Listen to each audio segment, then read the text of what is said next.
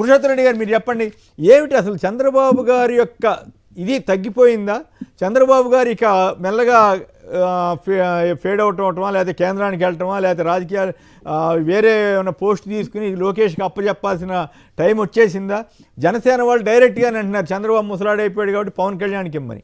మరోవైపు టీడీపీ వాళ్ళు కూడా అదే తరహాలో మాట్లాడడం, దాదాపుగా డైరెక్ట్గా మొదటి సీఎం అనుకున్నప్పటికి కూడా తగ్గి కొంచెం డిప్యూటీ సీఎం అన్నారు, ఇప్పుడు మళ్ళీ సీఎం అని కూడా డైరెక్ట్గా అంటున్నారు. సో ఇదంతా కూడా చూస్తే అప్పుడెప్పుడో ఎన్టీ రామారావు గారు జరిగినటువంటి పరిస్థితి, ఆ తిరుగుబాటు రాకపోయినా ఆ తరహా వ్యాఖ్యలు కానీ, అలాగే పవన్ కళ్యాణ్ని ఘోరంగా అవమానిస్తున్న తీరు కానీ, ఇవన్నీ మీకేమనిపిస్తోంది? కొన్ని ఇక్కడ 2-3 అంశాలు. బేసిక్గా తెలుగుదేశంలో పార్టీలో ఒక అంతర్మదనం జరుగుతుంది, ఒక రాజకీయ వాస్తవం కూడా ఉంది. నిజానికి 14 నుంచి 19 వరకు తెలుగుదేశం పార్టీ ఉన్న కంఫర్ట్ కన్నా 24 నుంచి 29 ఇప్పుడు జరుగుతున్న దాంట్లో హైలీ కంఫర్ట్లో ఉంది. ఎందుకంటే సీట్లు ఎక్కువ, కేంద్రంలో బీజేపీ ఒక రకంగా వీళ్ళ మీద ఆధారపడిన ప్రభుత్వం, ఫుల్ మెజార్టీ లేదు.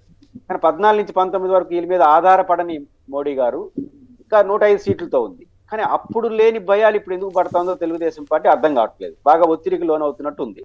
నిజానికి కంఫర్ట్ ఇప్పుడు ఎక్కువ. ఎందుకు ఈ రెండో అంశం ఏంటంటే, లోకేష్ గారిని ఫోర్ ఫ్రంట్ లోకి తీసుకురావడం కోసం ఉప ముఖ్యమంత్రి చేస్తారా, ముఖ్యమంత్రి చేస్తారా అనే దానికన్నా ఫోర్ ఫ్రంట్ లో తీసుకొచ్చి జగన్మోహన్ రెడ్డి గారు, పవన్ కళ్యాణ్ గారు, లోకేష్ అనే పిక్చర్ ఇవ్వడం అనేది తెలుగుదేశం పార్టీకి ఒక అనివార్యత ఏర్పడింది. ఇది నేను అనడం ఏం కాదు, వాళ్ళ ఆస్థాన విద్వాంసులే చాలా స్పష్టంగా చెప్పాడు. 29 ఎన్నికల నాటికి 80 ఏళ్ళు వచ్చేసాయి చంద్రబాబు నాయుడు గారికి, ఆ పక్క దూకుడుగా ఉన్న జగన్మోహన్ రెడ్డి గారు, ఇంకో పవన్ కళ్యాణ్ కాంపిటెంట్ కావడం సమస్య వస్తుంది అనే యాంగిల్ ఆయనే చెప్పేసినాడు. రెండోది, చంద్రబాబు నాయుడు గారు ముఖ్యమంత్రిగా ఉండగా మహావృక్షం కింద ఈయన ఎదగడం కూడా సాధ్యం కాదని చెప్పేశాడు. కాబట్టి ఇవన్నీ చెప్పిన తర్వాత అది వాళ్ళ అంతర్మతం. పైకేం చెప్తున్నారు, ఇది డైవర్ట్ చేయడం కోసం వైసీపీ వాళ్ళు ఎవరో రాజకీయం చేస్తున్నారు. వంగలపూడి అనిత గారు ఎవరు, శ్రీనివాసరెడ్డి గారు ఎవరు, భరత్ గారు ఎవరు, ఆ ఆస్థాన విద్వాంసులు ఎవరు, వీళ్ళందరూ వైసీపీ వాళ్ళ. కానీ వీళ్ళందరూ అంశాలే ముందుకు వస్తున్నాయి. కాబట్టి తెలుగుదేశం పార్టీలో లోకేష్ గారిని ముందుకు తీసుకురావడం వాళ్ళ అనివార్యత. అయితే వాళ్ళకి వచ్చిన పేచి పవన్ కళ్యాణ్ గారు. పవన్ కళ్యాణ్ గారి పేచి ఏంది, పవన్ కళ్యాణ్ గారు డిప్యూటీ సీఎం గా ఉన్నాడు. ఆ డిప్యూటీ సీఎం గా ఉన్న స్థానంలో లోకేష్ గారిని చేస్తే లోకేష్ గారు అన్ని శాఖలు డైరెక్ట్ గా ఇన్వాల్వ్ అవుతారు, యాక్సెస్ కూడా ఉంటుంది. ఎందుకంటే తెలుగుదేశం వాళ్ళే కదా, ఒక 4 శాఖల ముందు అందరూ వెల్కమ్ చెప్తారు. ఇంకా చంద్రబాబు గారు మీరు వద్దు, మీరు కేబినెట్ లో దిశానిర్దేశం చేసి రెస్ట్ తీసుకోండి, మిగతా పనులని లోకేష్ గారే మాతో చేయిస్తాడని కూడా చెప్తారు రేపటి నుంచి. అప్పుడు పవన్ కళ్యాణ్ గారు ఏం చేయాలి, కంఫర్ట్ గా అడ్జస్ట్ అయిపోవాలి, లేదా బయటకన్నా రావాలి. బయటకు వచ్చే పరిస్థితి కనపట్ల, ఆడ కంఫర్ట్ గా ఉండలేని పరిస్థితి ఉంది. ఈ సంఘర్షణ వల్ల ఇట్లాంటి వార్తలు ఇట్లాంటివన్నీ వస్తున్నాయి. ఇది అనివార్యం. ఈ రోజు సద్దుమనగచ్చు, రేపు మళ్ళీ రూపాలు మారచ్చు. కానీ 29 ఎన్నికల వరకు తెలుగుదేశం పార్టీలో ఈ చేంజెస్, ఈ గొడవలు జరుగుతూనే ఉంటాయి. దానికి కారణం ఖచ్చితంగా లోకేష్. అంటే 29 వరకు జరుగుతాయంటారా? ఈ లోపే చంద్రబాబు గారిని మార్చి కుటుంబ పరంగా చాలా ఒత్తిడి వస్తోందని కదా, లోకేష్ గారిని సీఎం చేయండి అర్జెంటుగా అని చెప్పేసి. సో అది తట్టుకుని చంద్రబాబు గారు నిలబడే పరిస్థితి ఉందా? ఇంకోటి ఏంటంటే, చంద్రబాబు గారు చేస్తున్న వ్యాఖ్యలు, అనేక వ్యాఖ్యలు చాలా ఆశ్చర్యంగా, ఆయనలో కొంత ఇది ఏమంటాము మరి, కొంతమంది అయితే డైరెక్ట్గానే అంటున్నారు కాస్త వయసు ప్రభావం పడతా ఉందని. ఉదాహరణకి మొన్న డాలర్ రేటు 126 రూపాయలు అనడం, మళ్ళీ డాలరును రూపాయి ఒకటే అయిపోద్దేమో అని ఒక ఆయన అడిగితే వ్యాఖ్యానించడం, అలాగే ఇంకా రకరకాల 58 లక్షల ఆదాయం తలసరి ఆదాయం వచ్చేస్తుందని చెప్పటం. ఇట్లా ఇంకోటి ఏదో అన్నారట, బతికుండగానే గుర్తుపెట్టుకుంటున్నారు అది అని ఏదో అన్నారని ఎవరో చెప్తున్నారు. మరి నేనైతే ఆ డైలాగ్ వినలేదు. కానీ సో ఇవన్నీ మాట్లాడుతున్న తీరు చూసి కూడా టీడీపీలో ఈయనతో లాభం లేదు అనే పరిస్థితి ఏమైనా వచ్చిందా చంద్రబాబు గారిని? మరి ఇది ఒక రకంగా చంద్రబాబు గారికి కూడా అవమానం కాదంటారా ఈ పరిస్థితి? నేను అనుకుంటుంది, చంద్రబాబు నాయుడు గారి ఆరోగ్య సమస్య కన్నా పొలిటికల్ సమస్యలు బాగా ఇన్ఫ్లుయెన్స్ చేస్తాయి. ఎందుకంటున్నానంటే, చంద్రబాబు గారి మార్పు రాజకీయం ఈ దఫా కనపడాల నాకైతే. 24 గెలిచిన తర్వాత, ఈ 6 నెలలు చూసిన తర్వాత, 15 ఏళ్ళ గత ముఖ్యం ఆయనతో ఎన్ని విభేదాలన్నా ఉండొచ్చు, కొన్ని విషయాల్లో ఆయన రాజకీయంగా వ్యూహాత్మకంగానే వెళ్తాడు. లాస్ట్ 15 సంవత్సరాల ముఖ్యమంత్రికి, ఇప్పుడు ముఖ్యమంత్రికి చంద్రబాబు మార్కు రాజకీయం నాకైతే కనపడలేదు ఈ 6-7 నెలల్లో. కాబట్టి చంద్రబాబు మార్కు రాజకీయం కనపడలేదంటే ఏరే వాళ్ళు రాజకీయాలు జోక్యం చేసుకుంటున్నారని అర్థం. ఏరే వాళ్ళు రాజకీయం అంటే ఏరే వాళ్ళని అయితే తరిమేస్తారు.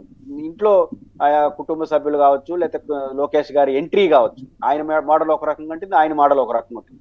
ఆ రకంగా ఒక కంఫర్ట్ పరిస్థితుల్లో లేకుండా చంద్రబాబు గారు ఇండిపెండెంట్ డెసిషన్ తీసుకుంటారు. భయపడి కాదు, ఇంట్లో ఏరే రాజకీయ వారసత్వం ముందుకు వస్తుంది, ఆయన స్టైల్ ముందుకు వచ్చేస్తా ఉంది. రెండో అంశం, పవన్ కళ్యాణ్ గారు నిజానికి వాళ్ళ దురదృష్టం ఏందో కానీ 134 సీట్లు పెట్టుకొని డిప్యూటీ సీఎం బెదిరించడం ఏంది, బీజేపీ వాళ్ళు బెదిరించడం ఏంది, ఈయన వినడం ఏంది, ఇది దురదృష్టమే కదా. ఇప్పుడు తిరుమల తిరుపతి దేవస్థానంలో కూర్చొని సీఎం స్థాయిలో ఏం చర్చ జరుగుతుంది కొమ్మినేని తిరుమల తిరుపతి అంటే ఆ విషయంలో మరి చంద్రబాబు కంటే లోకేష్ ధైర్యవంతుడిగా కనపడ్డాడు కదా. చంద్రబాబు ఏమో నాయుడు గారికి ఫోన్ చేసి చెప్పబోయా గొడవ అని చెప్పినట్టున్నారు. లోకేష్ ఏమో పోవా పవన్ కళ్యాణ్ ఎవడు అని ఆయన బిఆర్ నాయుడు అన్నారు. పవన్ కళ్యాణ్ ఎవరో పేరు చెప్పకుండా ఎవరో అడిగితే నేను చేస్తానా అన్నారు. లోకేష్ గారు కూడా అన్నారు ఏమని, అది ఆయన మీరు ఇందాకే చెప్పారు కదా, అది ప్రభుత్వమా ఇది పార్టీ దాని మీద. సో ఈ రకంగా పవన్ కళ్యాణ్ని ఈ డెంట్ చెక్ పెట్టడం కానీ చంద్రబాబు గారు వీక్ అయ్యారంటానికి ఇవన్నీ ఉదాహరణలు కాదంటారా? ఖచ్చితంగా లోకేష్ గారిని ఒక్క విషయంలో నేను అభినందించేది ఏంటంటే, ఎన్నికల ముందు కూడా చూడండి లోకేష్ గారు కరెక్ట్ ముఖ్యమంత్రులు పంచుకోవాలి 50-50 అనే చర్చ జరిగింది ఆ జైల్లో ఉన్నప్పుడు. లోకేష్ గారు ఖరాఖండిగా చెప్పేశాడు, క్వశ్చనే లేదు, సీఎం చంద్రబాబు గారే డిప్యూటీ సీఎం ఆలోచిస్తామని చెప్పినాడు. అది కూడా కాబట్టి లోకేష్ గారు నిజంగా పర్ఫెక్ట్ స్టాండ్. ఎందుకంటే ఆ రోజు ఆ ముగింపు పలకపోతే తెలుగుదేశం ఐక్యంగా ఉంటుందో లోకేష్ కొమ్మినేని గారు? ఒక పార్టీ పెద్ద పార్టీ అనేది ముఖ్యమంత్రి పంచుకుంటామంటే ఆ పార్టీ శ్రేణులు ఐక్యంగా ఉండదు. అందులో లోకేష్ గారు కొన్ని విషయాలు, అమ్మఒడి ఉంది, ఈయనలాగా జగన్ చంద్రబాబు ఇవి మాట్లాడాలి. లోకేష్ ఈ సంవత్సరం సాధ్యం కాదు, వచ్చే సంవత్సరం చూస్తామన్నాడు. అది నిజం కరెక్ట్, వాళ్ళు చెప్పేది అదే. కాబట్టి కొన్ని విషయాల్లో లోకేష్ గారు నిన్న కూడా పవన్ కళ్యాణ్ గారు ఆ స్టేట్మెంట్ ఇకపోతే మీరైనా నేను ఏం డిమాండ్ చేస్తాం, ఉప ముఖ్యమంత్రి చెప్పాడు క్షమాపణ చెప్పండి అంటాం. ఆయన సంబంధం లేని విషయం చెప్పడం వల్ల తప్పు ఒప్పైనా రాజకీయంగా కరెక్ట్ అంటాం. కొన్ని విషయాలు లోకేష్ అంటే ఇప్పుడు అంటే మీరు చెప్పినంత వరకు బాగానే ఉంది. ఒకవైపు ఏమో ఆయన ప్రభుత్వం తరఫున చెబితే ఈయనేమో అది పోవాయా నువ్వెవరు అన్నట్టుగా ఈయన మాట్లాడితే పవన్ కళ్యాణ్ పరువు గాలికి పోయినట్లే కదా. జనసేన అనేది ఊరికే అట్లా ఉత్తిత్తి పార్టీగానే ప్రభుత్వంలో ఉన్నట్లనే ఫీలింగ్ రాదంటారా?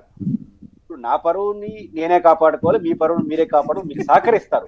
మీ పరువు నేను కాపాడు, నా పరువు మీరు కావడం సాధ్యం కాదు కదా. పరువు వాళ్ళు కాపాడుకోవాలి. అంటే చివరికి అంటే ఎలక్షన్ ముందు ఆత్మాభిమానం ఆత్మగౌరవాన్ని వదిలేసి పవన్ కళ్యాణ్ గారు ఉన్నారు, ఇప్పుడు కూడా అట్లాగే ఉన్నారనేది మీ అభిప్రాయమా? లోకేష్ గారు ఆయన పరువును ఆయన పార్టీ భవిష్యత్తును చూసుకుంటున్నాడు. ఓకే